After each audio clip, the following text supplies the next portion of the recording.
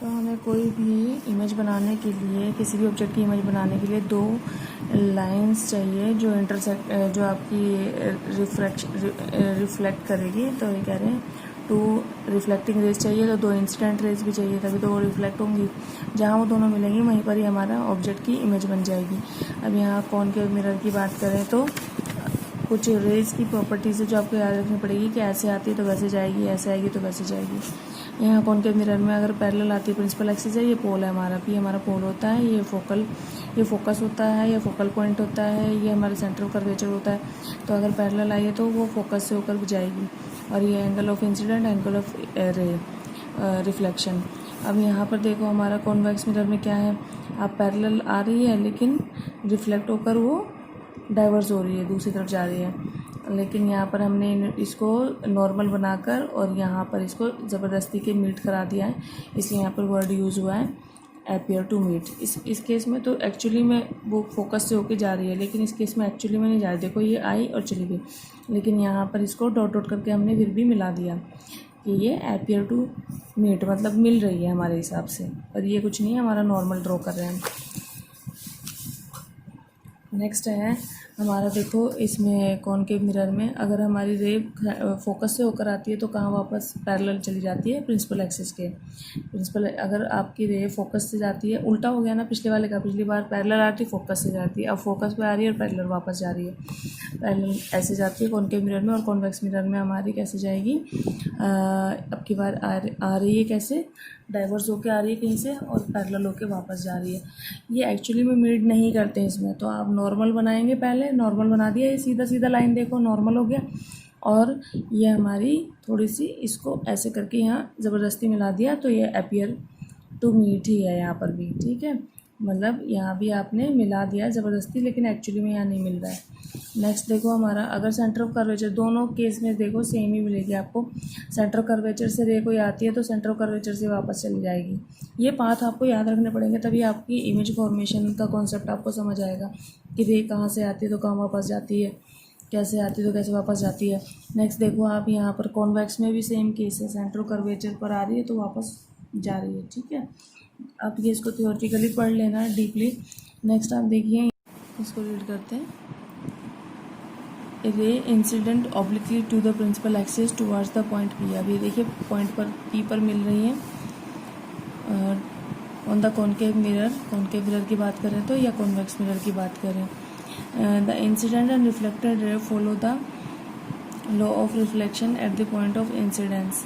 मतलब यहाँ रिफ्लेक्शन का जो लॉ है वही फॉलो कर रही है, और एंगल ऑफ इंसिडेंस हमारा एंगल ऑफ रिफ्लेक्शन के इक्वल है। पेज पर है, पेज नंबर 166 यहाँ पर आइए। आप यूजेस ऑफ कॉनकेव मिरर जरूर पढ़िएगा, ये एग्जाम में पूछे जाते हैं। इमेज फॉर्मेशन आपको मैंने पहले भी वीडियो में समझा दिया, इसको अच्छे से देखना। ये कॉनकेव मिरर की और ये कॉन्वेक्स मिरर की है। कॉनकेव मिरर में आपको सारे केसेस मिल जाएंगे, मतलब आप कुछ भी मांग लो, ठीक है। और इसमें ज़्यादातर इमेज आपकी कैसी है, इन्वर्टेड और रियल है, ठीक है। यहाँ पर देखो मैंने पहले भी समझाया था आपको, ये इन्फिनिटी पर रखा है तो कहाँ बनेगी इमेज, ठीक है। और कहाँ बनी, यहाँ बनी फोकस पर, हाईली डिमिनिश्ड है, दिख भी नहीं रही, बहुत छोटी। फिर थोड़ा सा आगे आया तो यहाँ पर तो छोटी बनी, फिर थोड़ा सा और आगे आया सी पर तो बिल्कुल सी के नीचे बन गई, ठीक है। फिर थोड़ा सा ऑब्जेक्ट आगे गया तो इनलार्ज बनी। फिर पैरेलल में भी कह रहे हैं कि आगे जाके कहीं बनी है, हम देख नहीं पा रहे, और हाईली इनलार्ज बनी है। सारे केसेस आपके इन्वर्टेड और रियल है। इन्वर्टेड मतलब नीचे की तरफ, और सारी रियल इमेज बनेगी। बस यहाँ एक केस है जो आपका इरेक्ट है और वर्चुअल है, ठीक है, सीधा है। ये वर्चुअल इसलिए क्योंकि देखो एक्चुअली में लाइंस यहाँ पर एक्चुअली में मीट नहीं कर रही है, हमने ज़बरदस्ती के मिलाया है। देखो यहाँ पर आगे बढ़ा कर, तो ये हमारा एक्चुअली मीट नहीं हुआ, इसलिए इसको लास्ट वाले केस को इन्होंने वर्चुअल एंड इरेक्ट तो मतलब सीधा अपवर्ड, इरेक्ट वर्ड जहाँ दिखे मतलब अपवर्ड, और इन्वर्टेड जहाँ दिखाई दे वहाँ डाउनवर्ड, नीचे की तरफ। तो बस एक केस अलग था।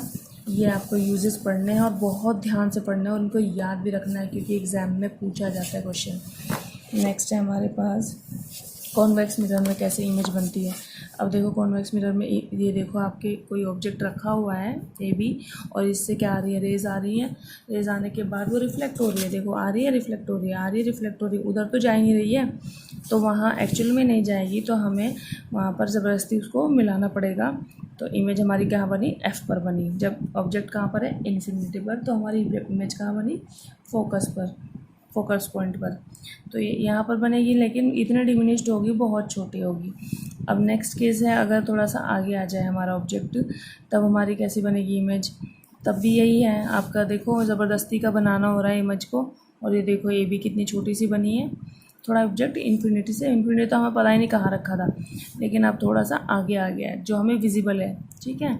अब यहाँ पर देखो हमारा जो ऑब्जेक्ट बना है वो कैसा बना है, छोटा बना है, अब भी छोटा है पहले, लेकिन हाईली डिमिनिश्ड था। मतलब ये जो पॉइंट है बस यही है ऑब्जेक्ट जो एफ पर पॉइंट है, लेकिन यहाँ पर इस बार डिमिनिश्ड है, लेकिन दिख रहा है थोड़ा सा बड़ा सा, तो इससे तो बेटर है, हाईली डिमिनिश्ड नहीं है। और ये आपको याद रखना है कि जब भी कॉन्वेक्स का केस हो तो आपको ऐसे नॉर्मल भी निकालना है सेंटर कर्वेचर तक, और फिर आपको लाइंस को मिला विला के जैसे तैसे आपको इमेज बनानी पड़ेगी। तो यहाँ आपके बस दो ही केस हैं। कैसे कैसे केस हैं आपके, दो, इन्फिनिटी पे ऑब्जेक्ट होगा तो उसकी, अच्छा ये इमेज की पोजीशन भी पूछेंगे, साइज़ भी पूछेंगे, नेचर भी पूछेंगे एग्ज़ाम में, तो आपको इस चीज़ का ध्यान रखना पड़ेगा। अब देखो अगर आपकी इन्फिनिटी पर है तो फोकस पर बनेगा, एफ पर बनेगा आपका जो भी इमेज बनेगी, और वो हाईली डिमिनिश्ड, बहुत पॉइंट साइज़ की, बहुत छोटी बनेगी, वर्चुअल बनेगी और इरेक्ट बनेगी। वर्चुअल आप ऐसे याद रख सकते हो क्योंकि लाइंस एक्चुअल में मीट नहीं हुई है, हम ज़बरदस्ती उसको डैश डैश करके आगे बढ़ाकर मिला रहे हैं। तो आप इसको इस सेंस में याद रखो कि इसमें एक्चुअली में लाइंस आपस में कट ही नहीं किया, आपस में मीट ही नहीं हुई, इसलिए हमने इसको वर्चुअल। पेज पर है, पेज नंबर 166, यहाँ पर आइए। आप यूजेस ऑफ कॉनकेव मिरर जरूर पढ़िएगा, ये एग्जाम में पूछे जाते हैं। इमेज फॉर्मेशन आपको मैंने पहले भी वीडियो में समझा दिया, इसको अच्छे से देखना। ये कॉनकेव मिरर की और ये कॉन्वेक्स मिरर की है। कॉनकेव मिरर में आपको सारे केसेस मिल जाएंगे, मतलब आप कुछ भी मांग लो, ठीक है। और इसमें ज़्यादातर इमेज आपकी कैसी है, इन्वर्टेड और रियल, इन्वर्टेड और रियल है, ठीक है। यहाँ पर देखो मैंने पहले भी समझाया था आपको, ये इन्फिनिटी पर रखा है तो कहाँ बनेगी इमेज, ठीक है। और कहाँ बनी, यहाँ बनी फोकस पर, हाईली डिमिनिश्ड है, दिख भी नहीं रही, बहुत छोटी। फिर थोड़ा सा आगे आया तो यहाँ पर तो छोटी बनी, फिर थोड़ा सा और आगे आया सी पर तो बिल्कुल सी के नीचे बन गई, ठीक है। फिर थोड़ा सा ऑब्जेक्ट आगे गया तो इनलार्ज बनी। फिर पैरेलल में भी कह रहे हैं कि आगे जाके कहीं बनी है, हम देख नहीं पा रहे हैं, और हाईली इनलार्ज बनी है। सारे केसेस आपके इन्वर्टेड और रियल है, इन्वर्टेड मतलब नीचे की तरफ, और सारी रियल इमेज बनेगी। बस यहाँ एक केस है जो आपका इरेक्ट है और वर्चुअल है, ठीक है। सीधा है ये वर्चुअल इसलिए क्योंकि देखो एक्चुअली में लाइंस यहाँ पर एक्चुअली में मीट नहीं कर रही है, हमने ज़बरदस्ती के मिलाया है, देखो यहाँ पर आगे बढ़ा कर, तो ये हमारा एक्चुअली मीट नहीं हुआ, इसलिए इसको लास्ट वाले केस को इन्होंने वर्चुअल एंड इरेक्ट तो मतलब सीधा अपवर्ड, इरेक्ट वर्ड जहाँ दिखे मतलब अपवर्ड, और इन्वर्टेड जहाँ दिखाई दे वहाँ डाउनवर्ड, नीचे की तरफ। तो बस एक केस अलग था। ये आपको यूजेस पढ़ने हैं और बहुत ध्यान से पढ़ना है और उनको याद भी रखना है क्योंकि एग्ज़ाम में पूछा जाता है क्वेश्चन।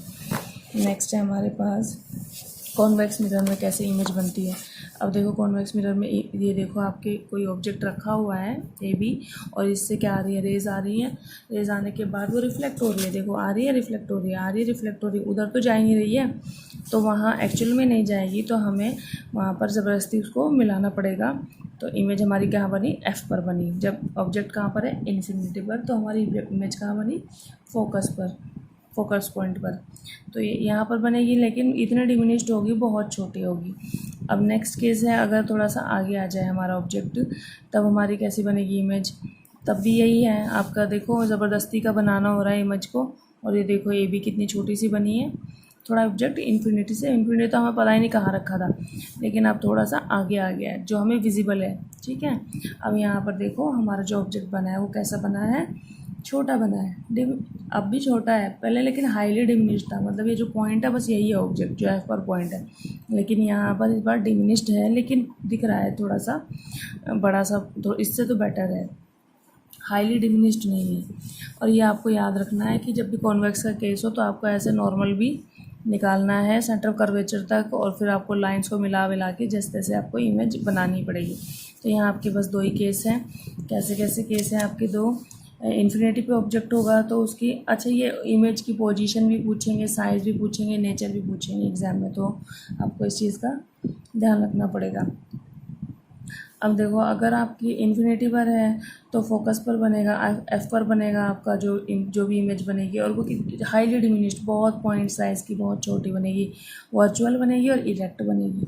वर्चुअल आप ऐसे याद रख सकते हो क्योंकि लाइंस एक्चुअल में मीट नहीं हुई है, हम ज़बरदस्ती उसको डैश डैश करके आगे बढ़ाकर मिला रहे हैं। तो आप इसको इस सेंस में याद रखो कि इसमें एक्चुअली में लाइंस आपस में कट ही नहीं किया, आपस में मीट ही नहीं हुई, इसलिए हमने इसको वर्चुअल और इरेक्ट मतलब अपवर्ड, ऊपर की तरफ बनेंगी सारी। और नेक्स्ट है इन्फिनिटी से, between infinity and the pole P. अब थोड़ा सा आगे ले आए हैं तो ये कहाँ बनेगी? पी और एफ के बीच में। देखो, पोल के और एफ के फोकस के बीच में, थोड़ा सा इधर आ गई है, पी की तरफ खिसक गई है। और कैसी बनेगी? छोटी बनेगी, डिमिनिश्ड बनेगी, वर्चुअल एंड इरेक्ट बनेगी। अब आपको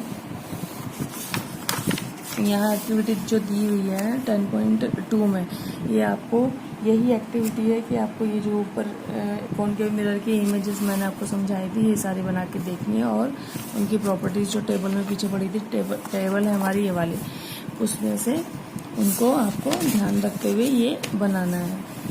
तो आप ये इमेज फॉर्मेशन अपनी कॉपी में, रफ कॉपी में बना कर प्रैक्टिस करें, तभी आएगा।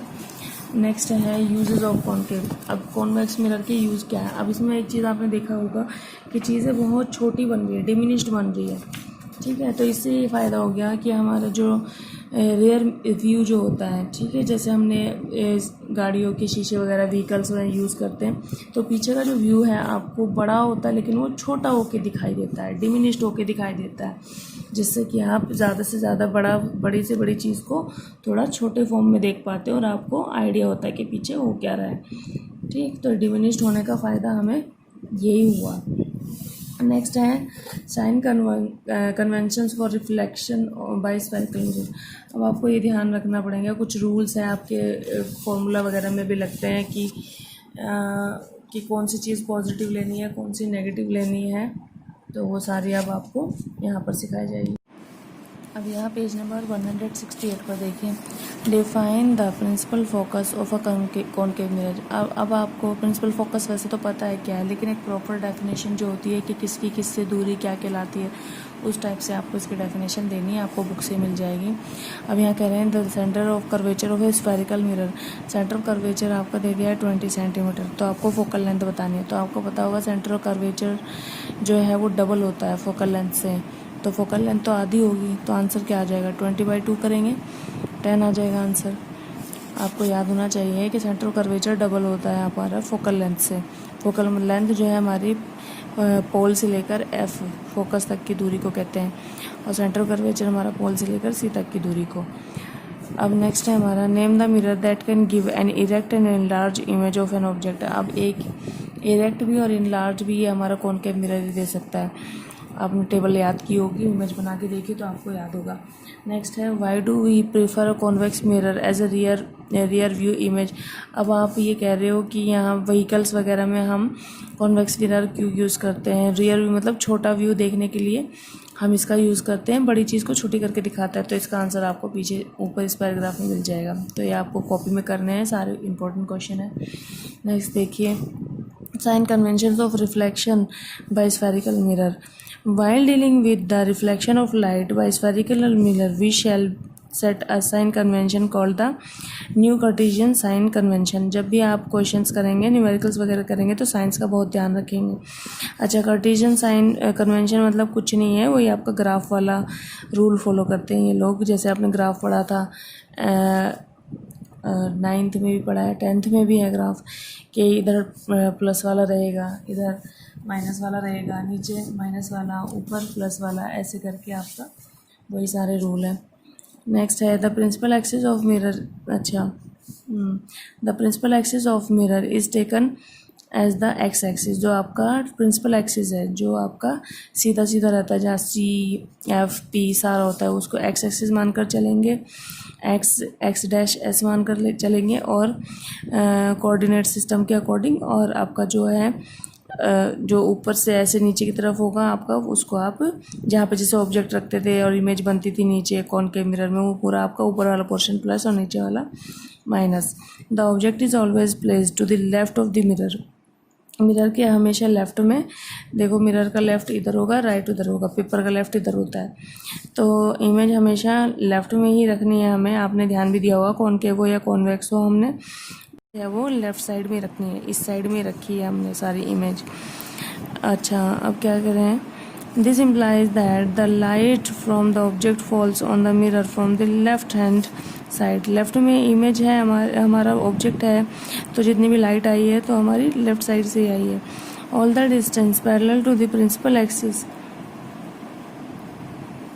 All the distance parallel to the principal axis are measured from the pole of the mirror. जितने भी डिस्टेंस हैं आपके, वो आपके प्रिंसिपल एक्सिस से ही मेज़र किए जाते हैं, मतलब जो आपका जहाँ पर CP और F होता है वहीं से ही आपके सारे के सारे डिस्टेंस देखे जाते हैं।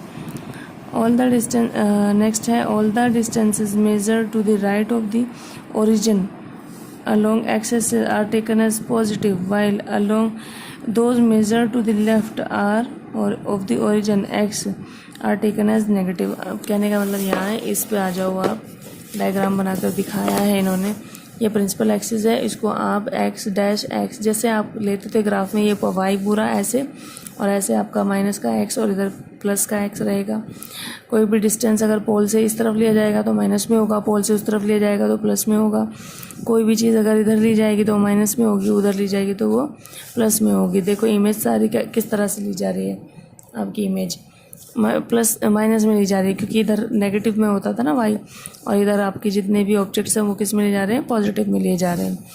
अब यहाँ पर क्या कह रहे हैं, ये मिरर फॉर्मूला एंड मैग्नीफिकेशन। अब मिरर का फॉर्मूला क्या होता है और मैग्नीफिकेशन क्या होता है। फॉर्मूला तो आपका एक ही है, बस आपको याद रखना है कि किस तरह के वैल्यूज़ में आपको किसको नेगेटिव और किसको पॉजिटिव वैल्यू असाइन करनी है।